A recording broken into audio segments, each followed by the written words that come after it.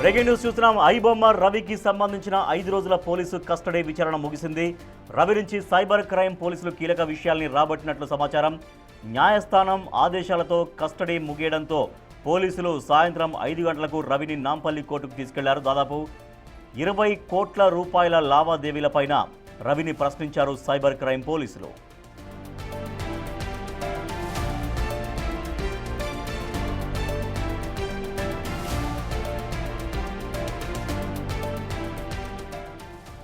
ఇమంది రవికి సంబంధించిన 36 బ్యాంకు ఖాతాలు, వాటి లావాదేవీలను గుర్తించారు. రవి ఆయన స్నేహితుడు నిఖిల్ ఇద్దరు కలిసి క్రిప్టో ద్వారా భారీగా డబ్బు బదిలీ చేసుకున్నారు. అయితే పోలీసులు రవిని అడిగిన ప్రశ్నకు తాను ఒక్కడినే అన్నీ చేశానని, తన వెనుక ఎవరూ లేరు అని చెప్పినట్లు సమాచారం. రవి 1x బెట్ యాప్తో పాటు ఇతర బెట్టింగ్ యాప్స్ ద్వారా కూడా భారీగా డబ్బు కూడబెట్టినట్లు సైబర్ క్రైమ్ పోలీసులు నిర్ధారించారు. ఐబొమ్మ రవిపై సైబర్ క్రైమ్ పోలీస్ స్టేషన్లో 5 కేసులు నమోదయ్యాయి. మిగతా కేసుల్లో విచారణ కోసం పోలీసులు ఇప్పటికే పిట్ వారెంట్ దాఖలు చేశారు. పలు నిర్మాతలు ఇచ్చిన ఫిర్యాదులపై విచారణ జరపనున్నారు.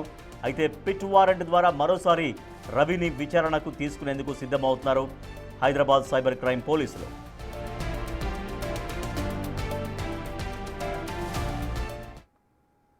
కేసులో సైబర్ క్రైమ్స్ వాళ్ళు 5 రోజుల పోలీస్ కస్టడీ తర్వాత రవిని కోర్టు ముందర ప్రొడ్యూస్ చేసినారు. జడ్జి గారు ఇమ్మంది రవిని మళ్ళీ జ్యుడిషియల్ కస్టడీకి చెంచల్గూడ జైలుకి పంపించడం జరిగింది. మా బెయిల్ అప్లికేషన్ ఏదైతే మేము ఫైల్ చేసినామో అది పీపీ గారు కౌంటర్ వేయలేదు కాబట్టి రేపు అంటే 25వ తారీఖుకి కౌంటర్ అండ్ హీరింగ్కి రేపు వేసినారు. తనని 28వ తారీఖుకి మళ్ళీ ప్రొడ్యూస్ చేయమని ఆర్డర్ ఇచ్చినారు. పీటీ వారెంట్స్ ఇంకా అయ్యలేదండి. మాకు మాత్రం ఒక్క కేసులో నోటీస్ ఇచ్చినారు, ఒక్క కేసులో తీసుకుంటున్నామని. మేము కోర్టు వారికి దృష్టికి తీసుకొచ్చినాము. వాళ్ళు ఉద్దేశపూర్వకంగా 4 కేసులున్నా కూడా ఒకటే కేసులో అరెస్ట్ చేసి ఒకటే కేసులో పీటీ వారెంట్ వేసినారు. మిగతా అన్నింటిలో కూడా డీమ్డ్ కస్టడీ తీసుకోవాలని మేము కోర్టు వారిని కోరినాము. కోర్టు వారు దాన్ని పరిణతికి తీసుకుంటా అన్నారు. రైట్. ఐబొమ్మ రవి 5 రోజుల పాటు కస్టడీ ముగిసింది. దీంతో 5 రోజుల్లో అనేక విషయాలకు సంబంధించినటువంటి వివరాలు రాబట్టారు పోలీసులు. 5 రోజుల కస్టడీ ముగియడంతో నాంపల్లి కోర్టుకు తీసుకెళ్లారు ఇమంది రవిని. మరింత సమాచారాన్ని మా ప్రతినిధి సాగర్ సాగర్ 5 రోజుల్లో కావాల్సినటువంటి సమాచారం సేకరించగలిగారా? నిఖిల్ ఎవరు? రవి నిఖిల్ మధ్య చాలా వరకు భారీగా డబ్బుల ట్రాన్సాక్షన్ జరిగిందని, క్రిప్టో కరెన్సీ ద్వారా కోట్ల రూపాయలు రవి అకౌంట్లోకి, మన నిఖిల్ అకౌంట్లోకి ట్రాన్స్ఫర్ అయ్యాయని అనేక విషయాలు తెలుస్తున్నాయి. ఎగ్జాక్ట్గా ఎటువంటి విషయాలు విచారణలో తేలాయి ఇమ్మంది రవికి సంబంధించి?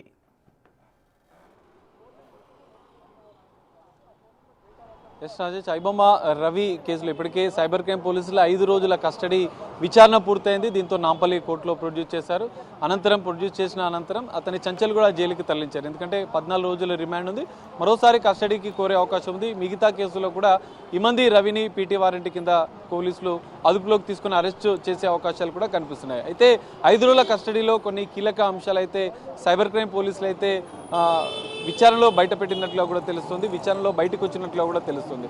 అయితే అంతర్జాతీయ స్థాయిలో తను ఏర్పాటు చేసినటువంటి సర్వర్ల విషయమే కావచ్చు, అతనికి సహకరించిన వారి విషయంలో కావచ్చు, ఈ విషయాల పట్ల ఆర్థిక లావాదేవీల పట్ల కూడా ఆయన సమాధానాలు చెప్పడం లేదు అన్నట్లు కూడా సైబర్ క్రైమ్ పోలీసుల ద్వారా సమాచారం ఉంది. అయితే కీలకంగా నిఖిల్ అనే ఫ్రెండ్ ద్వారా, ఎందుకంటే నిఖిల్ వెబ్సైట్ డెవలపర్గా ఉన్నాడు, తను ఇద్దరూ కలిసి ఇవన్నిటిని కూడా ఆపరేట్ చేశారు. VPN ద్వారా కూడా ఆ వెబ్సైట్లను, క్లౌడ్ వెబ్సైట్లను కూడా వీళ్ళంతా మెయింటైన్ చేసినట్లుగా కూడా పోలీసుల దర్యాప్తుతో తేలింది. సో ఈ అంశాలపైన ఇంకా పూర్తిస్థాయి దర్యాప్తు చేయాల్సి ఉన్నట్లు కూడా పోలీసులు భావిస్తున్నారు. ప్రధానంగా నిఖిల్ ద్వారా చెల్లెలు చంద్రికకి ఆర్థికపరమైనటువంటి ట్రాన్సాక్షన్స్ జరిగినట్లు కూడా పోలీసుల దర్యాప్తులో తేలింది. మొత్తం 36 బ్యాంక్ అకౌంట్లకు సంబంధించినటువంటి లావాదేవీలపైన కూడా ఫోకస్ పెట్టారు. కేవలం 4 అకౌంట్లలోనే 20 కోట్లకు పైగా ట్రాన్సాక్షన్ జరిగినట్లుగా కూడా పోలీసులు గుర్తించారు. అందులో ఇంకా మిగతా బ్యాంక్ అకౌంట్లలో పెద్ద ఎత్తున ట్రాన్సాక్షన్ జరిగినట్లుగా కూడా పోలీసులు భావిస్తున్న నేపథ్యంలో ఇంకా మరికొన్ని కీలక అంశాలు బయటకు వచ్చే అవకాశం ఉంది. NRI అకౌంట్, NRE అకౌంట్లో క్రిప్టో ద్వారా కూడా పెద్ద ఎత్తున ట్రాన్సాక్షన్ జరిపిన నేపథ్యంలో వాటన్నిటి విషయంలో ఇంకా లోతుగా సైబర్ క్రైమ్ పోలీసులు దర్యాప్తు చేయాలని భావిస్తున్నారు. ఎందుకంటే 1x బెట్ 4A బెట్ అనే బెట్టింగ్ యాప్స్కు పెద్ద ఎత్తున ప్రమోట్ చేసిన నేపథ్యంలో వాటి నుంచి పెద్ద ఎత్తున లబ్ధి పొందడం కోట్లాది రూపాయలు ట్రాన్సాక్షన్ జరిగినట్లు కూడా పోలీసులు భావిస్తున్నారు. సో దానిపైన కూడా ఇంకా దర్యాప్తు చేయాలని భావిస్తున్నారు. ఐబొమ్మ రవి కస్టడీలో కూడా కస్టడీ విచారణలో కూడా కొన్ని కీలక అంశాలు వెల్లడైనట్లుగా కూడా తెలుస్తోంది. 5 ఏళ్లలో దాదాపు 100 కోట్ల రూపాయలకు కూడా 100 కోట్ల రూపాయలు ఐబొమ్మ రవి సంపాదించినట్లుగా కూడా పోలీసులు గుర్తించినట్లుగా కూడా తెలుస్తోంది. 30 కోట్ల రూపాయలకు సంబంధించినటువంటి లావాదేవీలు ఇప్పటికే గుర్తించారు. మొదట 4 అకౌంట్లలో 20 కోట్లు గుర్తించారు. ఇప్పుడు 30 కోట్లు ఇప్పటికే గుర్తించారు. 100 కోట్లకు పైగా కూడా ట్రాన్సాక్షన్ జరిగినట్టు తను సంపాదించినట్లు కూడా పోలీసుల దర్యాప్తులో తేలింది. టెలిగ్రామ్ యాప్ ద్వారా పైరసీ సినిమాలు కొనుగోలు యాప్ ద్వారానే కూడా చేసినట్లుగా కూడా తెలుస్తోంది. USD ద్వారా సినిమా అమ్మిన వాళ్లకు చెల్లింపులు కూడా చేసినట్లు కూడా పోలీసులు గుర్తించారు. ఎందుకంటే గతంలో ఐబొమ్మ కేసులో కూడా దాదాపు 5 మందిని పోలీసులు అరెస్ట్ చేశారు. సో అతనికి సహకరించి, ఎందుకంటే సినిమా థియేటర్లలో రికార్డు చేసి తనకు సినిమాలు పంపించిన నేపథ్యంలో దాన్ని పైరసీ చేసి ఐబొమ్మ వెబ్సైట్లో తను అప్లోడ్ చేశాడు. సో ఈ నేపథ్యంలో వారికి ఎవరెవరికి చెల్లింపులు జరిగాయన్న అంశాలపైన కూడా సైబర్ క్రైమ్ పోలీసులు అందులో వారికి USD కస్టడీలోకి తీసుకుని మళ్ళీ అదనపు సమాచారం, ఎటువంటి సమాచారాన్ని ఇంకా పోలీసులు ఎక్స్పెక్ట్ చేస్తున్నారు రవి దగ్గర నుంచి?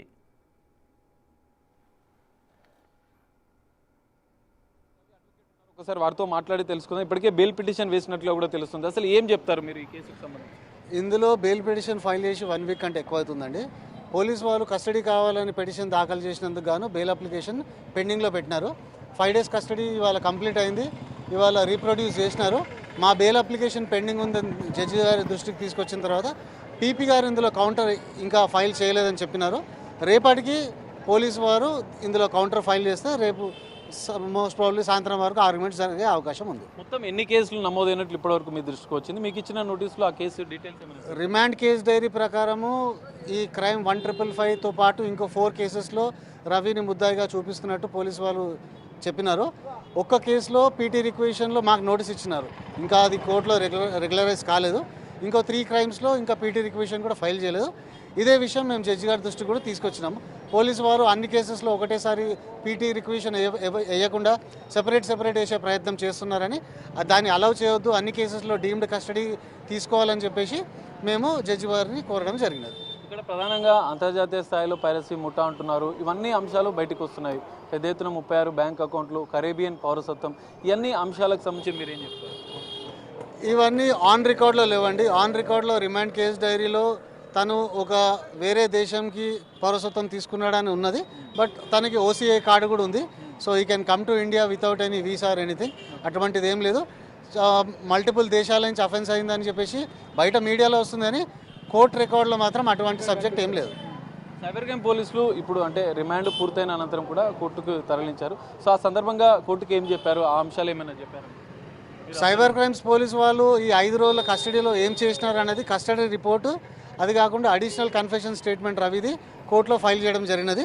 దాని కాపీ రేపు మాకు వస్తుంది. అది చూసిన తర్వాతనే కోర్టులో ఏం సబ్మిట్ చేశారో మేము చెప్పగలుగుతాం.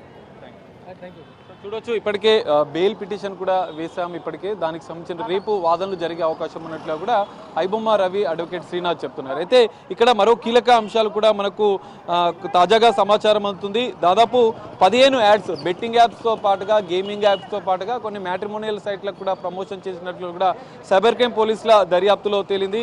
ఈ విచారణలో కూడా ఈ అన్ని అంశాలు మ్యాట్రిమోనియల్, బెట్టింగ్, గేమింగ్, పలు యాడ్స్కి సంబంధించినటువంటి లింక్స్ ఓపెన్ చేయాలి. ఎందుకంటే ఐబొమ్మ అనేది ఓపెన్ చేయగానే ఖచ్చితంగా మొబైల్ నెంబర్ యాక్సెస్ అని అడుగుతుంది. మొబైల్ నెంబర్ని 50 లక్షల డేటా ఇప్పటికే ఐబొమ్మ రవి దగ్గర ఉన్నట్లు కూడా సైబర్ క్రైమ్ పోలీసుల దర్యాప్తులో తేలింది. వీటిని బెట్టింగ్ యాప్స్కి ఏమైనా తను విక్రయించాడా అన్న కోణంలో కూడా పోలీసులు దర్యాప్తు చేస్తున్నారు. ఎందుకంటే దాదాపు వేలాది మంది, లక్షలాది మంది యువత బెట్టింగ్ యాప్స్కు బలైన విషయం కూడా మనకు తెలిసిందే. బెట్టింగ్ యాప్కి సంబంధించినటువంటి పెద్ద ఎత్తున ప్రమోషన్ అనేది ఐబొమ్మల జరిగింది. అందులో ఎన్ని బెట్టింగ్ యాప్స్కి ప్రమోషన్ జరిగిందన్న అంశాలు కూడా సైబర్ క్రైమ్ పోలీసులు దర్యాప్తు చేశారు. అందులో ప్రధానంగా 15 యాడ్స్ ఉన్నట్లుగా కూడా 5 రోజుల కస్టడీ విచారణలో గుర్తించారు. అందులో ప్రధానంగా ఇటు మ్యాట్రిమోనియల్తో పాటుగా బెట్టింగ్, గేమింగ్ యాప్లు కూడా ఉన్నట్లుగా కూడా తెలుస్తుంది. ఏపీకే ఫైల్స్, లింక్స్ పంపి బెట్టింగ్ యాప్స్కు ప్రమోషన్ చేసినట్లుగా కూడా పోలీసుల దర్యాప్తులో గుర్తించారు. ఇండియాలో ఉన్న IDFC బ్యాంకుకు పెద్ద ఎత్తున నిధులు బదలాయించినట్లు కూడా సైబర్ క్రైమ్ పోలీసుల దర్యాప్తులు తేలింది. IDFC బ్యాంకుకు వచ్చిన నిధులు USDT అనే డాలర్కి సంబంధించినటువంటి కాయిన్ ద్వారా కూడా చెల్లింపులు జరిగారు. ఇది కూడా కొంత అక్రమ లావాదేవీలుగానే పోలీసులు అనుమానిస్తున్న నేపథ్యంలో ఈ అన్ని అంశాలు బెట్టింగ్ బెట్టింగ్ యాప్స్ జరిగినటువంటి లావాదేవీల అంశం, ఇటు అంతర్జాతీయ స్థాయిలో విదేశాల్లో ఉన్నటువంటి తనకు సహకరిస్తున్నటువంటి వారి అంశం, ఇక్కడ హైదరాబాద్ తెలుగు రాష్ట్రాల్లో ఐబొమ్మ రవికి సహకరిస్తున్న వారి అంశాలు, ఈ 3 అంశాలపైన ఇంకా పూర్తిస్థాయి దర్యాప్తు కొనసాగాల్సి ఉంటుంది. ఇప్పటి వరకు 100 కోట్లకు పైగా లావాదేవీలు జరిగినాయని చెప్తున్న నేపథ్యంలో ఇంకా మరోసారి పిటి వారెంట్ మీద మళ్ళీ అదుపులోకి తీసుకునే అవకాశాలు కనిపిస్తున్నాయి. మరింత సంచలన విషయాలు కూడా ఐబొమ్మ రవి కేసులో వెలుగు చూసే అవకాశాలు కనిపిస్తున్నాయి. మరి రేపు బెయిల్ పిటిషన్ పైన వాదనలు జరుగుతాయని అడ్వకేట్ చెప్తున్నారు. రేపు మరి బెయిల్ పిటిషన్ పైన ఏం జరుగుతున్నది మాత్రం వేచి చూడాల్సిన పరిస్థితి. Rajesh, right, thank you Sagar. IBomma రవికి సంబంధించిన 5 రోజుల కస్టడీ ముగిసింది. ఈ విచారణలో అనేక విషయాలు రాబట్టారు. దాదాపుగా కోట్లాది రూపాయల లావాదేవీలు జరిగాయని గుర్తించారు. దీంట్లో బెట్టింగ్ యాప్స్ ప్రమోషన్ కావచ్చు, ఇంకా రకరకాల అనేక యాప్స్ ప్రచారం చేయడం, ప్రమోట్ చేయడం, ఇవన్నీ ద్వారా కోట్ల రూపాయలు, దాదాపుగా ఇంచుమించు 100 కోట్ల రూపాయల లావాదేవీలు జరిగినట్టుగా పోలీసులు గుర్తించారు. మరోసారి కూడా ఐబొమ్మ రవిని అదుపులోకి తీసుకొని మళ్ళీ విచారించబోయే అవకాశం కనిపిస్తోంది.